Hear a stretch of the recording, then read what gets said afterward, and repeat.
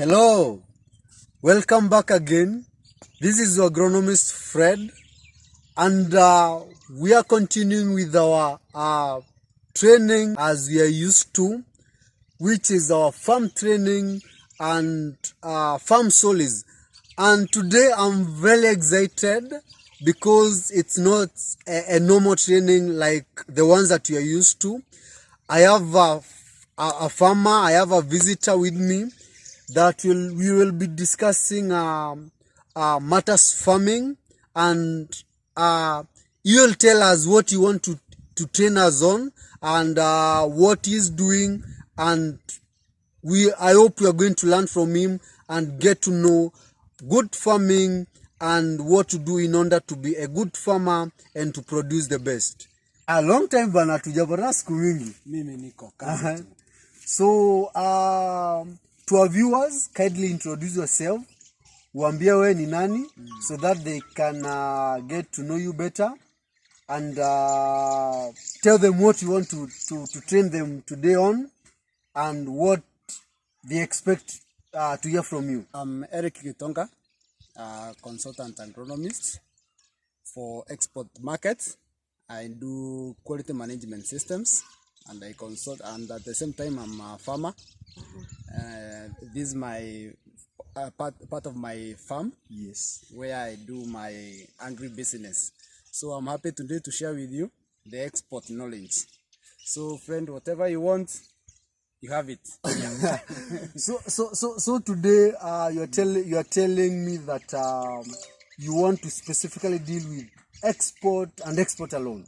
Export and export alone. In fact, this has been a big question. This has been a question that many of my viewers have been asking me through my comment section, through my inbox. They wanted to know more about export, and now they are lucky.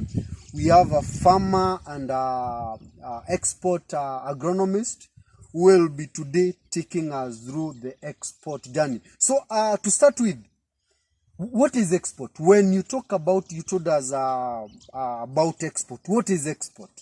When you talk of export, what is that? Okay, in a simple definition, export is growing in Kenya, selling abroad. Growing in Kenya, selling abroad. So yes. If one is growing in Uganda and selling abroad, that is not export. It's still export. So it's growing locally. It's growing locally, not necessarily in Kenya. In Kenya. And selling outside the country. Yes, outside the country. So in export market, do we have specific product that are supposed to be exported, or we can export anything that we feel like? Okay, it's not quite specific, but we have quite a range of products. Yes. Mostly I deal with horticulture. That is French beans, baby corn. Yes. Snow peas, sugar snaps, that is peas family. The squash family, that is the courgettes, the butternuts. So that's in a nutshell, that's what I do. But export market is quite large, because the other day there is a big market for avocado, there is a big market for bananas. So export market is a big franchise, if you have to call it. So it's not limited to one crop like French beans and no. I heard you mention the butternut. You know, I'm a butternut farmer, so after this I think you are going to connect me with that market. Exactly. So so if a farmer want to get into export market, what is the requirement? If I want to get today into export now for my butternut now. Okay. First of all, you start from the market. That's what I advise farmers. First of all, know your market. There are a lot of companies doing the export business. Yes. Identify one. Go to them, know their terms and conditions. Okay. Before you start growing. Next, you have to know, you know, already you are a farmer. Yes. You have the land. Yes. So now, from that point, it's the time to decide, what am I going to grow? Is the crop that I'm interested in? Do I have the market? Do I have all that is required? Most of the companies have agronomists who guide the farmers on what to do. Okay. So first, if you identify your market, which is the company, yes, from that point, you can go down to growing now. I think that's the first step. Very important. Okay. So talking of market, you don't need to fly from your country or from Kenya to abroad to get the market so that you can come back and farm for them. Not necessarily. There are some people who have done that already on our behalf as the farmers. Yes. So we rely on them. Sometimes if you are better enough, you can go ahead and look for your own market abroad. But it's quite a process. It requires a lot. It's an investment by its own. Okay. So if you are a farmer, stay as a farmer. Look for the marketers and So let marketers be marketers and farmer remains to be farmer. Yes. So now because you're into this export market, farmers would like to know what are the quantities or what is the requirement of the farm or of the land that I may need or a farmer may need in order now to qualify to get this market. So that when they go there, at least they will have a clue now they have qualified in this sector before they get other qualifications. Okay, I think land is very important. But mostly we have the companies which accommodate up to the small scale farmers. Those who do 1 kg up to those who do 100 kgs. So when you are looking for the market, just sample maybe the potential buyers. Okay.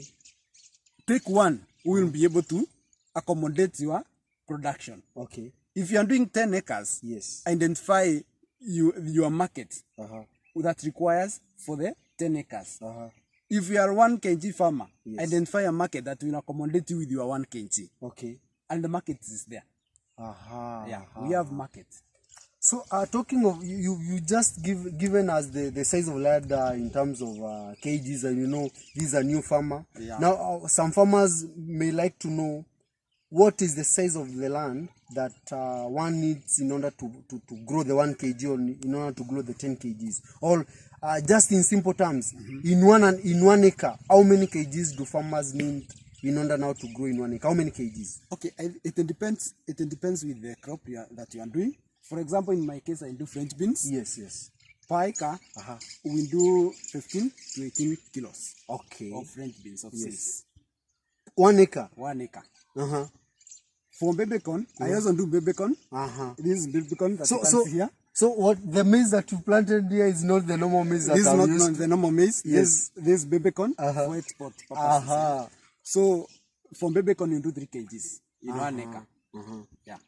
But we have some the large variety, the pan 14, that goes around 8 kgs per acre.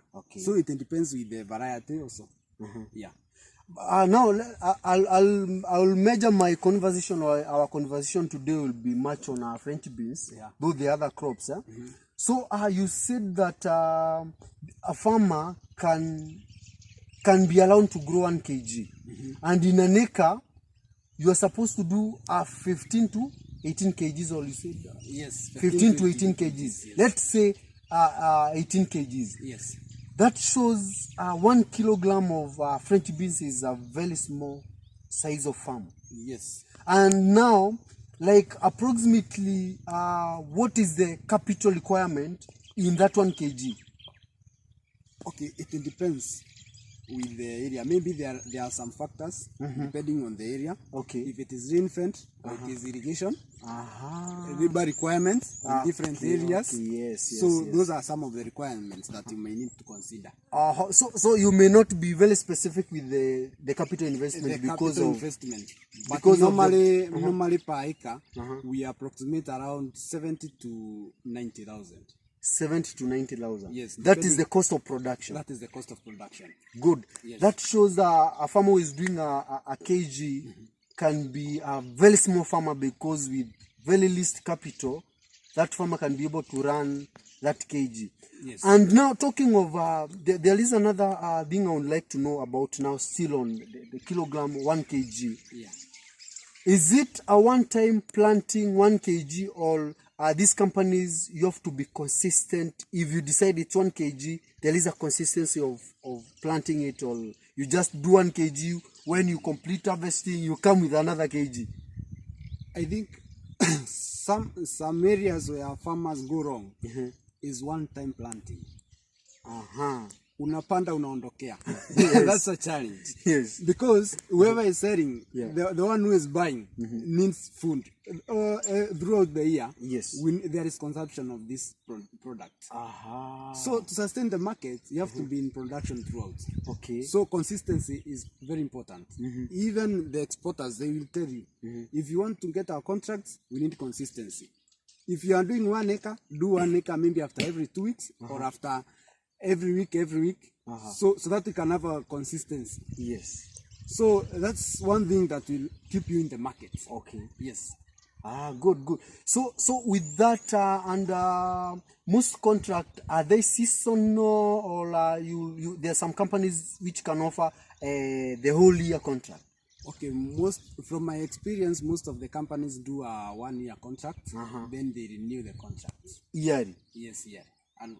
And is there a specific period where you have to join, maybe, let's for example say in January, then when farmers are being contracted, or at any given point when you are ready, you can just go, even if it's December or November, get the contract and start farming?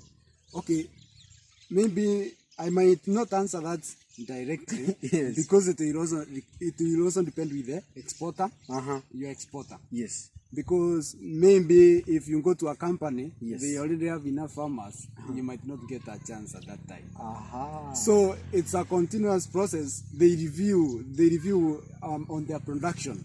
Do we need more farmers? Do we need more produce?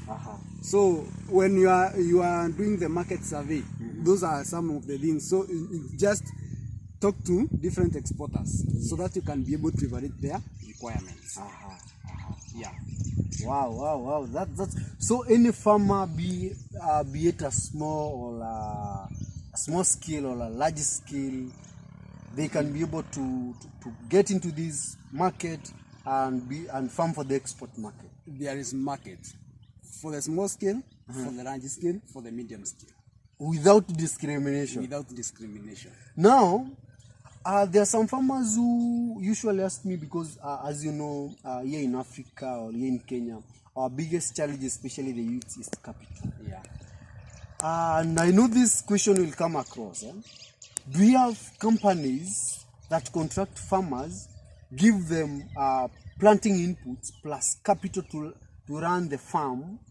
Then after now they sell, they can get whatever they give to the farmers from the produce, from after marketing. Do you have such company?